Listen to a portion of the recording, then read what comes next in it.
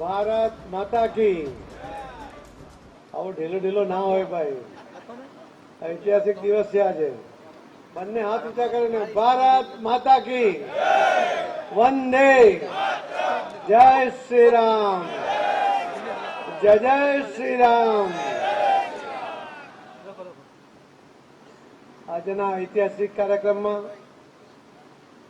આપણે આજે ઉપસ્થિત ગુજરાત પ્રદેશ ભારતીય જનતા પાર્ટીના મહામંત્રી અને પૂર્વ રાજ્ય કક્ષાના ગૃહમંત્રી શ્રી રજનીભાઈ પટેલ, પ્રદેશના મહામંત્રી અને મારા સાથી સાંસદ શ્રી વિનોદભાઈ ચાવડા, પ્રદેશના ઉપાધ્યક્ષ અને પૂર્વ ધારાસભ્ય શ્રી ભરતભાઈ બોગરા, પ્રદેશના ઉપાધ્યક્ષ અને પૂર્વ રાજ્ય કક્ષાના ગૃહમંત્રી શ્રી ગોરધનભાઈ ઝડપિયા, પ્રદેશના ઉપાધ્યક્ષ અને પૂર્વ મંત્રી શ્રી જયંતિભાઈ કવાડિયા, ધારાસભ્ય શ્રી કાંતિભાઈ અમૃતિયા, ધારાસભ્ય શ્રી લવિંગજી ઠાકોર, ધારાસભ્ય શ્રી દર્શાબેન વાઘેલા, ધારાસભ્ય શ્રી રમેશભાઈ ઝાલા, પ્રવક્તા શ્રી જયરાજસિંહજી, પૂર્વ ધારાસભ્ય શ્રી રાજેશભાઈ પાઠક, પ્રદેશ મીડિયાના શ્રી યજ્ઞેશભાઈ દવે, અને આજે જે જોડાવાના છે કે જે હજુ રાજ્યસભાના સભ્ય એપ્રિલ સુધી ચાલુ છે પણ પરવા કર્યા વગર ભારતીય જનતા પાર્ટીમાં જોડાઈ રહ્યા છે એવા શ્રી નારાયણભાઈ રાઠવા, શ્રી સંગ્રામસિંહ રાઠવા, એપીએમસીના ચેરમેન, નગરપાલિકાના પ્રમુખ શ્રી ધર્મેન્દ્રભાઈ પટેલ, વિધાનસભાના ઉમેદવાર શ્રી ધમાભાઈ,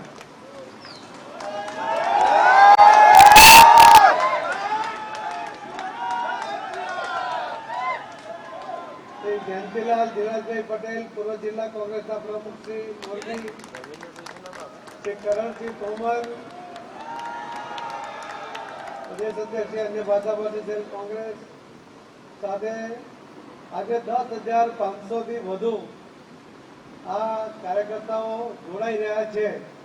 મને લાગે છે કે આપણા દેશના ઇતિહાસમાં કોઈ પાર્ટી છોડીને મોદી સાહેબના વિચારોમાં વિશ્વાસ કરીને, એમની ગેરંટીમાં વિશ્વાસ કરીને એક સાથે 10,500 લોકો ભારતીય જનતા પાર્ટીમાં જોડાતા હોય એ ગુજરાત અને દેશમાં તમે આજે ઇતિહાસ રચ્યો છે.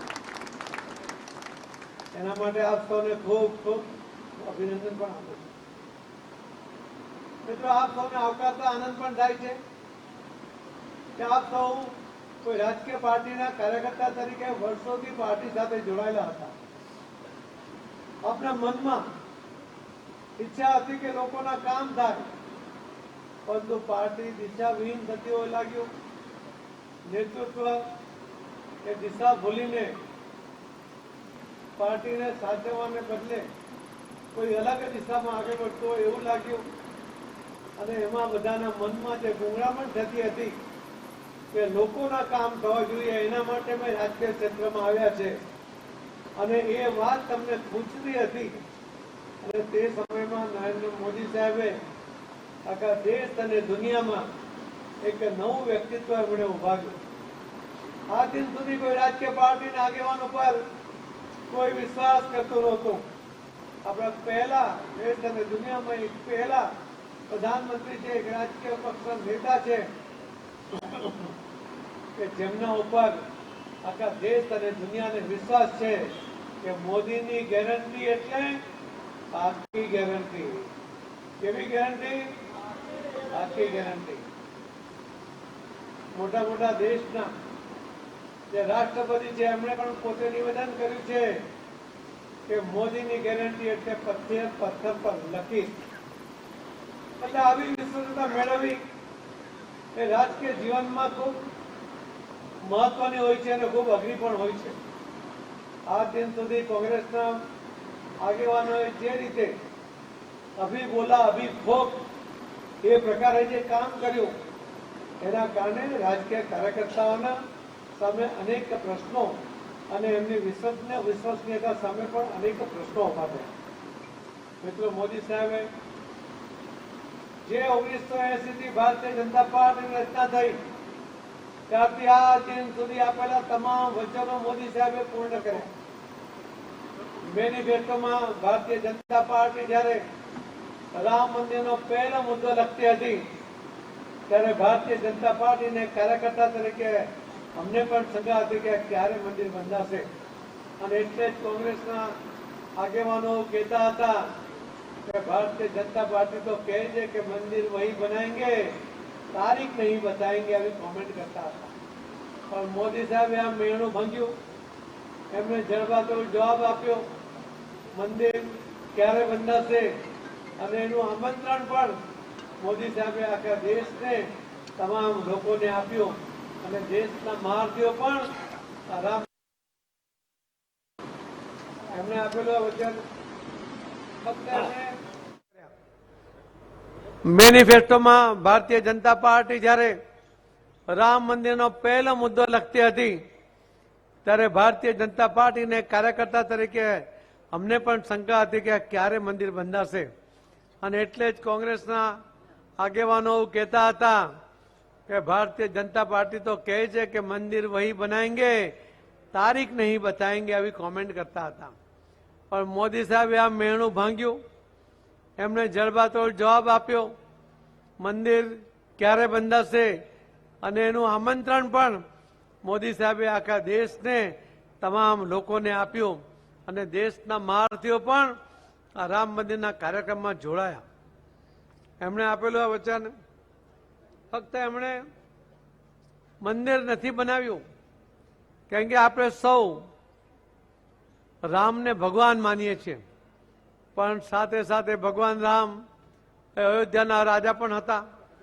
એમનું જે મંદિર બનાવવું એટલે એમને બંને રીતે ધ્યાનમાં રાખવાની વાત હતી કે ભગવાન માટેનું મંદિર છે ને રાજા માટે રહેવાનું સ્થળ એનો મહેલ છે એનો સમય કરીને એક ભવ્ય વાસ્તુ નિર્માણ કરવું પડે જે મોદી સાહેબે કર્યું સુપ્રીમ કોર્ટના ઓર્ડર પછી સીધું કામ કરવાને બદલે તમામ રાજકીય પાર્ટીના આગેવાનોને બોલાવીને ચર્ચા કરી અને શાંતિપૂર્ણ રીતે 400 વર્ષથી ચાલતા રામ મંદિર બનાવવાના આંદોલનને મોદી સાહેબે મૂર્તિબંધ સ્વરૂપ ખૂબ શાંતિપૂર્વક આપ્યું એક પથ્થરમારો નહીં થયો કોઈ ખૂનામરકી નહીં થઈ 400 વર્ષ સુધી એક મંદિર નિર્માણ માટે કોઈ આંદોલન કર્યું હોય એ આ દેશનો પહેલો બનાવ છે અને આંદોલન સફળ થયું હોય એ પણ મોદી સાહેબને કારણે પહેલો બનાવ છે એના માટે મોદી સાહેબનો ખૂબ ખૂબ આભાર પણ માનીશ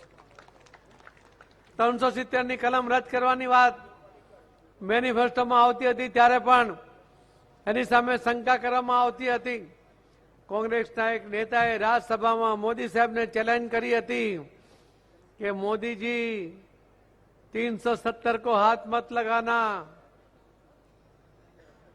कश्मीर में खून की नदियां बह जाएगी अरे आ तो नरेंद्र मोदी और अमित भाई शाह साहब ने जोड़ी अभी गीदड़ धमकियों घबराए बोलो भाई घबराए ना घबराए એમણે જડબાતોડ જવાબ આપ્યો એક ઝાટકે 370 ની કલમ રદ કરી કાશ્મીરમાં જે લોહીની નદીઓ વહાની વાત કરતા હતા એક પથ્થરનો કાંકરી ચાળો પણ નહીં કરી શક્યા તો જલવે સલાક વ્યવસ્થા એ મોદી સાહેબ અને અમિતભાઈ શાહ સાહેબે કરી છે હવે અનેક કામો કદાચ મિત્રો આપ જયારે કોંગ્રેસ પાર્ટી સાથે જોડાયેલા હતા અને આજે જયારે ભારતીય જનતા પાર્ટીનો દામન થામીને આગળ વધી રહ્યા છો ત્યારે મારે આપને એક વાત પણ યાદ કરાવી છે કે મોદી સાહેબે પહેલા 2014 થી 2019 ના કાળમાં કોંગ્રેસે છેલ્લા 30 વર્ષમાં જે વચનો આપ્યા હતા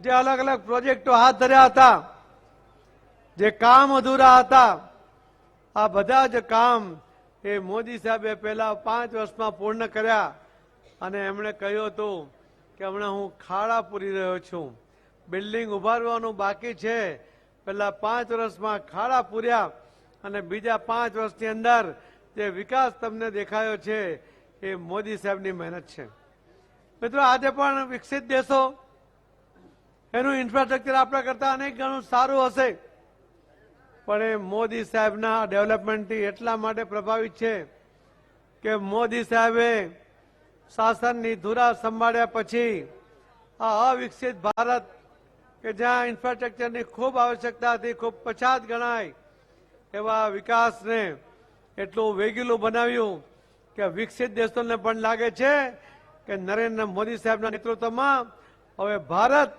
સૌથી આગળ નીકળી જશે એવો એમને પાકો વિશ્વાસ થઈ ગયો છે અને એના કારણે એ લોકો આપણી સાથેનું એમનું વર્તન અને વ્યવહાર પણ બદલાયા છે. મોદી સાહેબે ફક્ત વિકાસ કામ કર્યા એવું નહીં, સાથે સાથે એમણે અનેક કલ્યાણના માર્ગો કર્યા. એમણે લોકોના વિકાસ માટે અનેક યોજનાઓ બનાવી અને એ યોજનાઓ દ્વારા લોકોને રાહત થાય એમાં એમણે મુખ્ય ભાગ ભજવ્યો, એમનો ટાર્ગેટ કર્યો, એમણે સંકલ્પ કર્યો કે જે કોંગ્રેસ જાતમાં ભાગલા પાડતી હતી અને રાજ કરતી હતી. ગુજરાતનો દાખલો છે કે 1984માં ખામ થિયરી અપનાવવામાં આવી. ખામ થિયરીને આધારે જ્ઞાતિઓમાં ભાગલા પડ્યા, પરંતુ મોદી સાહેબે એ જ્ઞાતિઓના ભાગલા પાડવાને બદલે એમણે જે સેક્ટરમાં લોકોને તકલીફ છે એવા સેક્ટરની સેવા કરવા માટેનો સંકલ્પ કર્યો. પહેલો સંકલ્પ કર્યો મોદી સાહેબે મહિલાઓ માટે કે મહિલાઓને સુરક્ષિત કરવી છે. મુખ્યમંત્રી હતા ત્યારે અને પ્રધાનમંત્રી બન્યા પછી એમણે લીધેલા પગલાઓને કારણે આજે બહેનોને એમ લાગે છે કે અતિ સુરક્ષિત છે. મોદી સાહેબે આ બહેનોને તકો આપી. અવકાશયાન જે ચંદ્રયાન જે ચાંદ પર ઉતર્યું, એ ચંદ્ર પર ઉતરતી વખતે એ જે સાયન્ટિસ્ટો એમાં કાર્યરત હતા એમાં સૌથી વધારે બહેનો હતા, કારણ કે મોદી સાહેબે એમની ટેલેન્ટને ઓળખી હતી અને બહેનોને એમણે તક આપી હતી. તમે હવામાં જુઓ કે પાતાળમાં જુઓ, તમે જેમ ભૂમિદળ પર જુઓ, દરેક જગ્યા આવે લશ્કરમાં આપણા દેશની રક્ષા કરવા માટે બહેનોને જવાબદારી આપી છે. બહેનો નેતૃત્વ કરીને આપણા દેશને એ સુરક્ષિત કરી રહ્યા છે. એમણે સાથે સાથે એમને અધિકાર આપવાનું કામ કર્યું. મુખ્યમંત્રી હતા ત્યારે તાલુકા પંચાયત, જિલ્લા પંચાયત, નગરપાલિકા, મહાનગરપાલિકામાં 50% બહેનોને રિઝર્વેશન આપ્યું. એના કારણે અનેક બહેનો આજે તાલુકા પંચાયત, જિલ્લા પંચાયત કે નગરપાલિકા કે મહાનગરપાલિકામાં મેયર કે પ્રમુખ બનીને નેતૃત્વ કરી રહી છે. અને વધારાનો અધિકાર જે આપવાનો હતો એ મોદી સાહેબે આપ્યો કે એમણે લોકસભા નવા ભવનને નિર્માણ કર્યું. અંગ્રેજોની નિશાની જૂનું ભવન એને તિલાંજલિ આપીને ભારતીય જનતા પાર્ટીના એક નેતા તરીકે એમણે એક દીર્ઘદ્રષ્ટિ વાપરીને લોકશાહીનું આ મંદિર, એ મંદિર સ્વદેશી મંદિર કહી શકાય કે આપણા દેશમાં બન્યું, આપણા દેશના લોકોએ બનાવ્યું, એ પ્રકારનું એમણે નિર્માણ કર્યું. હવે ઐતિહાસિક બિલ્ડિંગની અંદર, આ ભવનની અંદર પહેલો ઐતિહાસિક ઠરાવ કર્યો. આ દેશની બહેનોને આ દેશના તમામ રાજ્યોમાં 50% સીટ અને લોકસભામાં પણ 50% સીટનું રિઝર્વેશન આપીને એમણે બહેનોને અધિકાર આપ્યો. બહેનોના અધિકારની સાથે સાથે એમણે આર્થિક રીતે પણ પગભર થાય એના માટે પણ યોજનાઓ બનાવી. બીજો સંકલ્પ કર્યો મોદી સાહેબે આ દેશના યુવાનો માટે. આ દેશના યુવાનોની ટેલેન્ટને ઓળખીને એમને અનેક તક આપે. એમને સ્વાવલંબી બનાવવા માટે યોજનાઓ બનાવી. એ સ્વાવલંબી બનતી વખતે એમને આર્થિક મદદની જરૂર હોય તે બેંકમાંથી લોન પણ અપાવી. અને આખા દુનિયામાં પહેલા પ્રધાનમંત્રી બન્યા કે જેમણે પોતાના દેશના યુવાનો પર ભરોસો કરીને એમને બેંકોને કહ્યું કે તમે આ યુવાનોને લોન આપો. મને ભરોસો છે કે લોનના પૈસા પાછા આપશે. એનો ગેરંટર હું છું. નરેન્દ્ર મોદી પોતે ગેરંટર બનીને આ દેશના યુવાનોના એમણે જે રીતે એમને મદદ કરવાનો પ્રયત્ન કર્યો, જે રીતે એમનામાં વિશ્વાસ રાખ્યો, એના કારણે યુવાનોને પણ લાગે છે કે અમારી સાથે, અમારી પીઠ પાછળ અમને ટેકો આપવા માટે નરેન્દ્ર મોદી સાહેબ જાતે હાજર છે. ત્રીજો સંકલ્પ કર્યો એમણે આ દેશના ખેડૂતો માટે. આ દિન સુધી કોઈ પણ સરકારોએ ખેડૂતો માટેની યોજના બનાવી નહોતી. મોદી સાહેબે દર વર્ષે 6,000 રૂપિયા ખેડૂતોના ખાતામાં, કોઈ અરજી નહીં કરવી, કોઈની સામે હાથ નહીં લંબાવવા, કોઈ કાકલુદી નહીં કરવી, સીધા એના ખાતામાં બેંકમાં પૈસા જમા થઈ જાય, કોઈ વચેટીઓ નહીં, કોઈ દલાલ નહીં. એ પ્રકારની વ્યવસ્થા કરીને ખેડૂતોને પણ મદદ કરવાનું કામ કર્યું. અને આ ખેડૂતોનો પાક બમણો થાય, એમની આવક બમણી થાય, એના માટેના સંકલ્પ સાથે મોદી સાહેબ આગળ વધી રહ્યા છે. ચોથો સંકલ્પ કર્યો એમણે દેશના ગરીબ લોકો માટે. શું આદિવાસી ભાઈ બહેનો જ ફક્ત ગરીબ છે? શું ફક્ત દલિત ભાઈ બહેનો જ ગરીબ છે? શું કોઈ બ્રાહ્મણ, વાણિયા કે બીજા અન્ય સમાજના લોકો એ ગરીબ નથી? શું એમને સરકારની મદદની જરૂર નથી? મોદી સાહેબે ભાગલા પાડવાને બદલે ગરીબની વ્યાખ્યા તમામ લોકોને સરકારની યોજનાનો લાભ મળે, એ ગરીબી રેખામાંથી બહાર આવે, એમને જે મદદની જરૂર છે મદદ આપવા માટેનો પહેલો સંકલ્પ ગરીબો માટેનો મોદી સાહેબે કર્યો.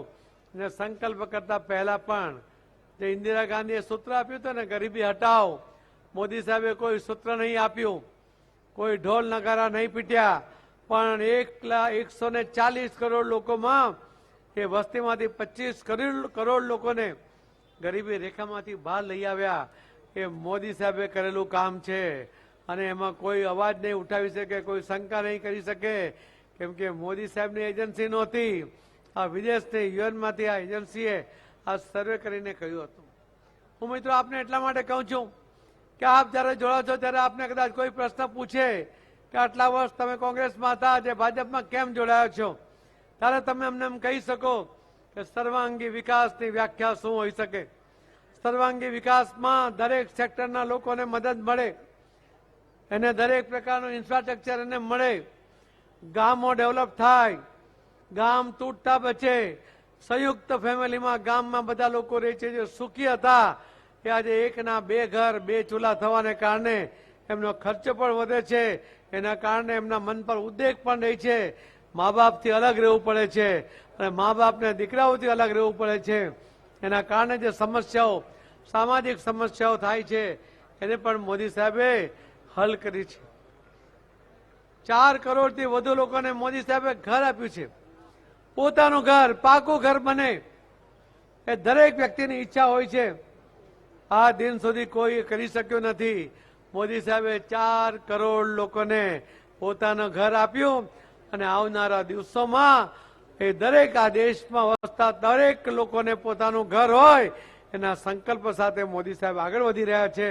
એટલા માટે તમે ભારતીય જનતા પાર્ટીમાં આવ્યા છો એ વાત તમે ઠોકીને કહી શકો છો કે આવું નેતૃત્વ જયારે દેશને મળતું હોય, આ દેશના નેતૃત્વ સાથે એનો ફાયદો આપણા ગુજરાતને મળે, આપણા દરેક શહેરોને મળે, એમાં તમારો પણ ભાગ હોય, તમારો પણ સહયોગ હોય. અને એટલા માટે તમે આજે ભારતીય જનતા પાર્ટી સાથે જોડાઓ છો. હું આપ સૌનું સ્વાગત કરું છું. હું આપને વિશ્વાસ અપાવું છું કે આવો આપણે સાથે મળીને નરેન્દ્ર મોદી સાહેબના હાથ પણ મજબૂત કરીએ, આપણે અમદાવાદને મજબૂત કરીએ, આપણે ગુજરાતના દરેક શહેર અને ગામને મજબૂત કરીએ, ગુજરાતને મજબૂત કરીએ. ગુજરાતની મજબૂતાઈ સાથે આપણે દેશને મજબૂત કરીએ. મોદી સાહેબનું જે વિકસિત ગુજરાત, વિકસિત ભારત, વિકસિત ગુજરાતનું જે સપનું છે એ પણ આપણે પૂર્ણ કરવામાં આપણું પણ યોગદાન હોય. આપણે સાથે મળીને કરીએ એવી કલ્પના સાથે, એવા એક સંકલ્પ સાથે આપણે સૌ આગળ વધીએ. અને આજ જ્યારે આપ સાથે આવ્યા છો, આપ સૌનું ફરીથી સ્વાગત કરીને મારી વાતને વિરામ આપું છું. જય જય ગરી ગુજરાત, ભારત માતા કી જય શ્રી રામ, જય જય શ્રી રામ. ધન્યવાદ.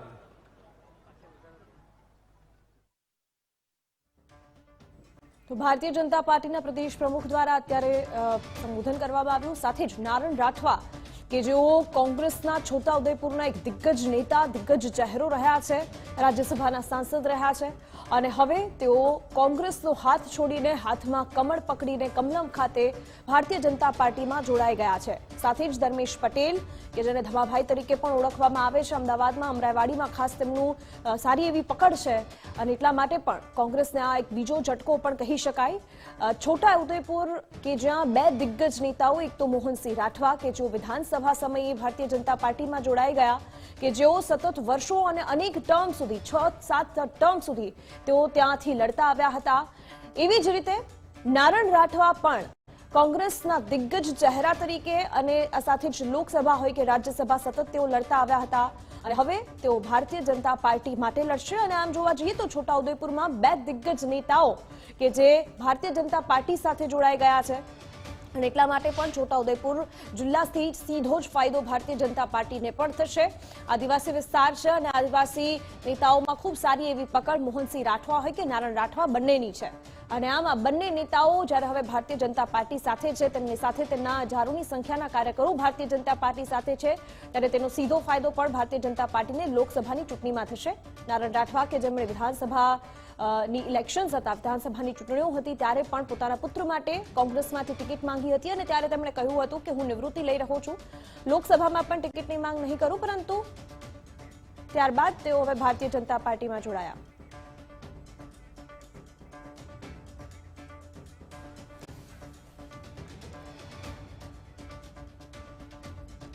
તો એક બાજુ ભારતીય જનતા પાર્ટીમાં ભરતી મેળો યોજાઈ રહ્યો છે. એક સાથે 10,000